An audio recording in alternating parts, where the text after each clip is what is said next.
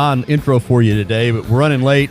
I kind of opened up a can of worms this morning. I'm not going to lie to you with this college sports pay law that California has petitioned with their governor there, and they're trying to put into effect. And that's where we'll start if that's okay with you. I'm on the side of I know it's a flawed organization. But I do know a little bit of the history of the NCAA. I already gave that speech about how Teddy Roosevelt brought together the presidents of Ivy League schools in 1905 because those were the major football playing universities of the time. The game was a brutal game. People died. It was like rugby to some degree with people gouging and poking and hitting and biting and everything else. So the NCAA was formed to kind of make the game safer. And from there, it became college athletics governing body. I still think the NCAA needs to be involved. I'm not a fan of politicians getting involved and trying to dictate policy. It's coming. I get that, Drew, but I don't want it to just be a Pandora's box.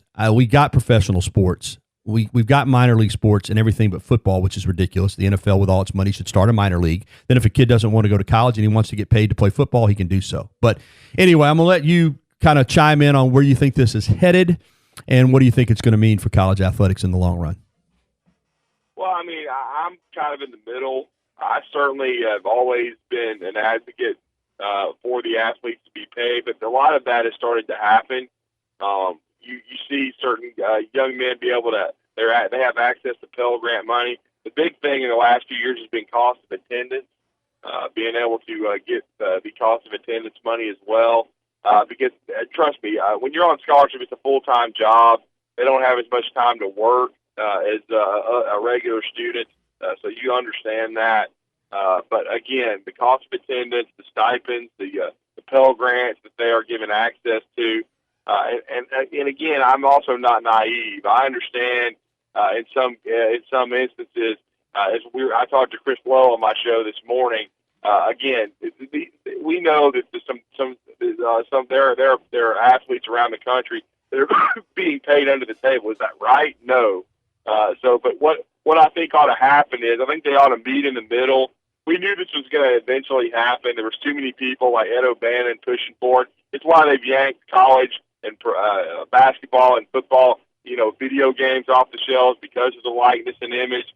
If a guy is a big enough, athlete, say a booster, as Chris Lowe said on my show, a big booster who's given millions of dollars or hundreds of thousands of dollars wants a young man to, if he owns a bunch of McDonald's, wants him to do an ad for a hamburger, and do a commercial, they're going to be able. They're probably eventually going to be able to do that and make a little bit of money. But I will say this: I'll also say that in some ways, I wish they would. If the young man's likeness is being used, when the young man turns professional, have a fund started where they get the money after they turn pro. Or there has to be a limit on it. I agree with you, Gary. It's not pro sports; it's college sports. If it's another way for them to enhance their stipend or enhance, their cost of attendance, I understand it because they're making millions for the school. But I do think there needs to be some sort of limit put on it. And that's what you meant by Pandora's box. I don't think Pandora's box needs to be open. But the one thing I will say. In the state of California, that's supposed to go into effect in 2023. Mm-hmm. Well, now the NCAA has kind of been, kicking this can down the road, as Chris said, for many years now. Now they can't. They better come up with a plan, and I think they will come up with a plan. I'm kind of in the middle. I don't think it's as bad as people think or as good. I think the NCAA just needs to come up with a plan that's going to work for all parties in 3 years. Yeah, they're going to have to, or they're going to be leveraged out here if you don't watch it. And they're going to protect themselves. Yeah, I'm with you. It's coming. I just think you have to have the NCAA involved. They need to be involved. And I want to ask you this, and I'm going to have Martin Houston on at 10:15. He's been texting me this morning from the player's perspective since he played here at Alabama. But let me ask you this, Drew, because this is not something that I think, again, all this, when we have things happen in this country now, it happens, and then you have to figure it out later. This is going to impact more than just football and men's basketball, and there are going to be lawsuits coming. I'm telling you, whether it's images or you're allowing a business or whatever. How's it going to impact the team? Let's say you've got Tua Tagovailoa. Or it doesn't have to be Tua. It could be Justin Fields, Jalen Hurts, Jake Fromm. You enter the quarterback or at big time school. getting all of this endorsement money and having people want to sign him and pay him to do a commercial. Probably they pay as much as they want. Hey, this is a $5,000 commercial, but I want to pay you $100,000. The center who's snapping him the ball is getting nothing. Now you could say, well, he's allowed to maybe to start a business on the side, but then that's going to take away his time from football. How is this going to impact the team when everybody's supposed to basically be equal? We know the quarterbacks and the skill players are the stars, but you see where I'm going with this? I think it has the potential to tear teams apart. Well, I mean, that's why they have to meet in the middle. That's what I was talking about, because this has already been broached, like with the Zion Williamson last year. How much do you pay a Zion Williamson, who's, of course, one of the biggest stars in college basketball, or Jared Goldwire on the end of their bench, who's a role player? It's very tough to pay them all the same thing. And that doesn't even take into account women's athletics. That's right. I haven't even mentioned it. And Title IX. So there's a lot of issues to work through. And this is going to be up to the NCAA and the leadership to, put their heads together, and for sane minds, and that's hard to say sometimes with the NCAA, but for sane minds to get together and work with a student athlete to come up with a solution, because the student athlete is making millions of dollars for these schools. Let's not get it twisted, man. That's why all these fans pay the money for these tickets and they come to watch. So I'm all for the student athlete being getting more and for their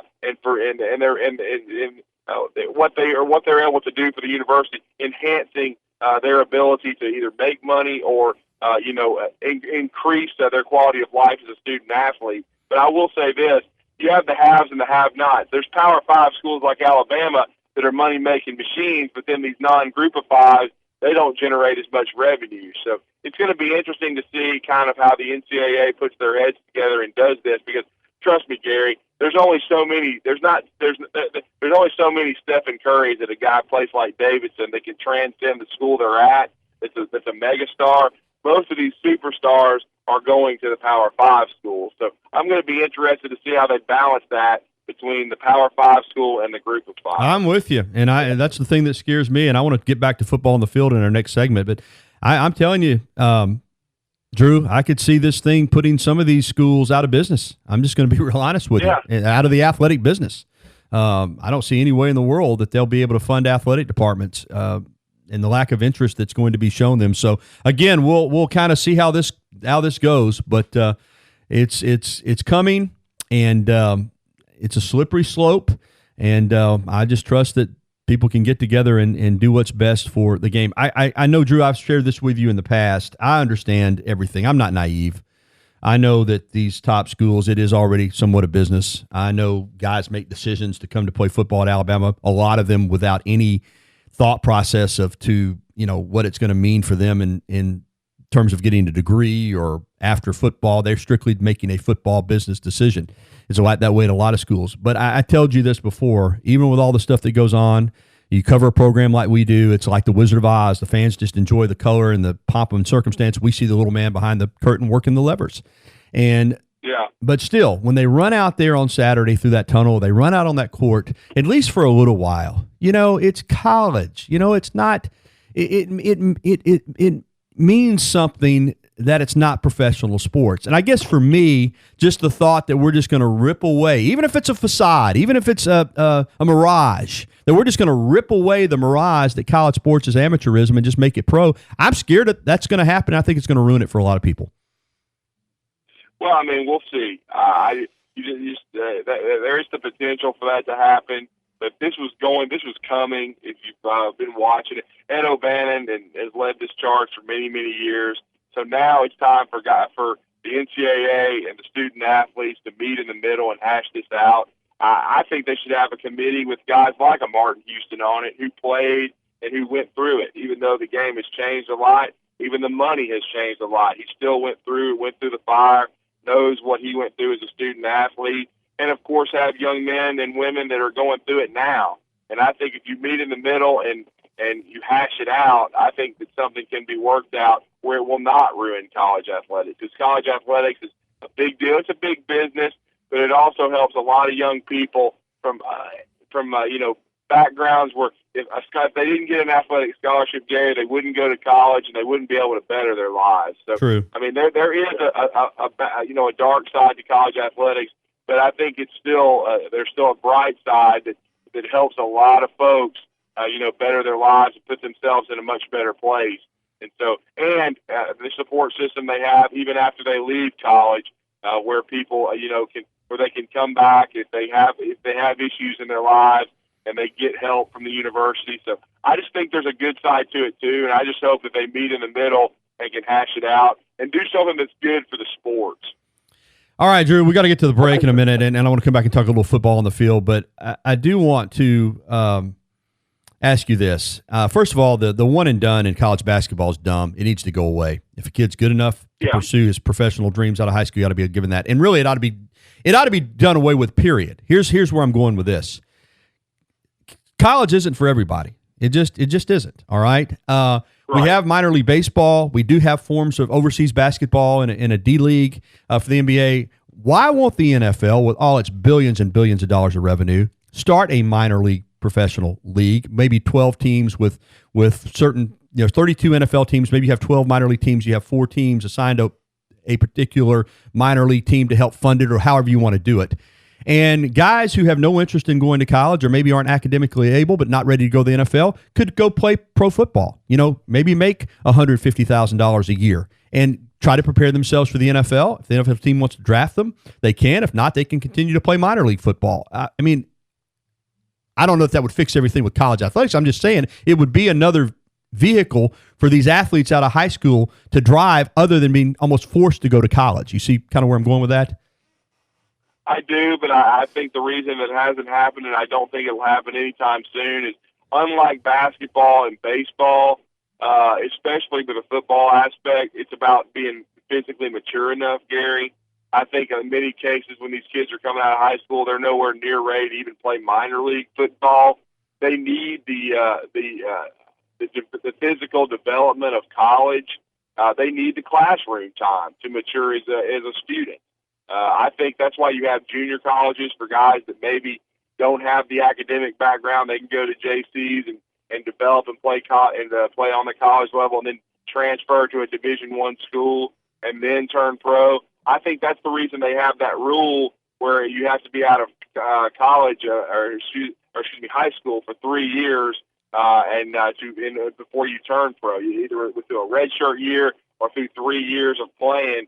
They want you to mature both mentally and physically on the college level before you play in the NFL. And I don't think there's enough kids that come out of high school. There are a few freaks that, like an Adrian Peterson, who could go straight to pro football and probably excel, but there are very few of them. Even a Tua Tagovailoa to a degree. But I think just about any kid needs, and I'd say 95% of them need development both physically and mentally on the college level before they turn pro and play with grown men, because they're not grown men from a football perspective coming out of high school. Yeah, that's a fair point. I guess my thought process that the minor league, if it was funded by the NFL, would be mainly for younger players who didn't want to go to college. Maybe there would be some players that had kicked around in the NFL and go back and play the minor league, but they have practice squads for that. But I see your point for sure. Hey, listen, we're going to try to we got to get a break in. Hopefully we'll have a couple more minutes. Stay on the line, Drew, and I do want to ask you about Alabama and Auburn on the field. We'll have a couple more minutes with Drew. It's just been a hectic hour, but we'll be back right after this. 9:54, Drew DeArmond being patient with us today, kind of working around a hectic show this morning, but got him for a couple of more minutes, and we want to get to football on the field after discussing all this pay-for-play imaging stuff that's coming soon. Alabama, right where we thought they would be, Drew, 5-0. No surprise there. Bye week, and then the trip to A&M, second half of the season, if you will, 7 more games to play in the regular season. Your thoughts on this Alabama team, about where you thought they would be at this point? Ahead of schedule, maybe behind schedule? What have you seen for Alabama in this first 5-week stretch of the season? Well, Gary, I think offensively they're right where they need to be. I think the offensive line's starting to gel.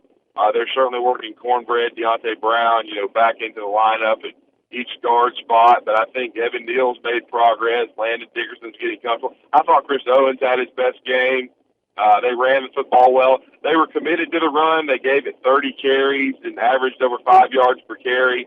Tua was unbelievable. The wide receiver group is the best I've ever seen in college football. Quite frankly, I've never seen 4 guys. And even when a guy like Waddle is slowed, as far as he didn't make many plays as a receiver, and you didn't have the kind of game out of Ruggs, mainly due to injury that you've been getting, you get an unbelievable that's the history from Devontae Smith. You get 8 catches out of Judy, and so this offense continues to roll. Defensively, once these injuries happen, Gary, this is never going to be an elite defense. That's right. They just need to be a good defense. If they can continue to develop into a good defense, this Alabama team is going to be extremely hard to handle. To right now, honestly, I'm more concerned about the punting because eventually in a game you're probably going to have 4 or 5 punts. They need to get the punting fixed, and they really need Will Reichert back. And I'm going to be very interested to see if Reichert can come back by A&M because I think he could solve some of those issues, both punting and place kicking. Going to be interested to see if Coach Saban lets him continue to do everything. I think he was on his way to doing so before he got injured. But again, I think the defense is going to continue to get better. I mean, it's on the coaches. To me, the pressure point is still Pete Golding and this defensive staff. Certainly, Nick Saban has never played are getting better, and I think they will. And if they do, with this offense being, I think, the best in college football, if they're a good defense, then I think Alabama's still going to be tough to beat. All right, Drew, just about a minute, but I do want to ask you about Auburn. I think you and I were in agreement on Bo Nix. He's a special player, and people were worried about his stats. All I was seeing is how he was leading them to wins, and then he had a breakout game statistically against Mississippi State. This is a good football team. I look at Alabama's schedule, and I'll just be honest with you, Drew. I think there are only 2 teams that have a chance to beat them. That's LSU and Auburn. What do you think of Auburn so far? Oh, I think Bo Nix is coming along. I knew he was a special player. I saw him when he was a sophomore at Scottsboro and what he did at Pinson Valley, winning 2 6A state titles. Certainly he got off to a slow start, but I think his wide receiver group was banged up. I don't think their wide receiver group is nearly as talented as Alabama's, but it's certainly still a very good unit. And I think their defense is probably the best in the SEC right now. Siposs has turned into a really good punter. Anders Carlson, while he's not his brother, I think he's a really solid kicker. So Auburn's really they're evolving into a complete team. They did struggle early on offense, but as you said, they're kind of hitting their stride. I think probably right now the 2 most complete teams are Georgia and Auburn. But let's understand Auburn's schedule. The toughest part of it is coming up. So I'm anxious to see how Bo Nix reacts to playing against the best defense they would have faced in the Florida Gators. They have 24 sacks. They're going to get a lot of guys back this Saturday. Kyle Trask, to me, has been better than Felipe Franks throwing the football. It's going to be a tough test for Auburn. I like Auburn in a close game. I think I want to say Florida's favored right now, which kind of shocked me. I would take Auburn probably around 24-17, but I think the Auburn Tigers right now are playing very well, playing complementary football, and they're getting better in each phase. All right, great stuff, Drew. We got to get to the break. I appreciate it, man, okay? Thank you, Gary.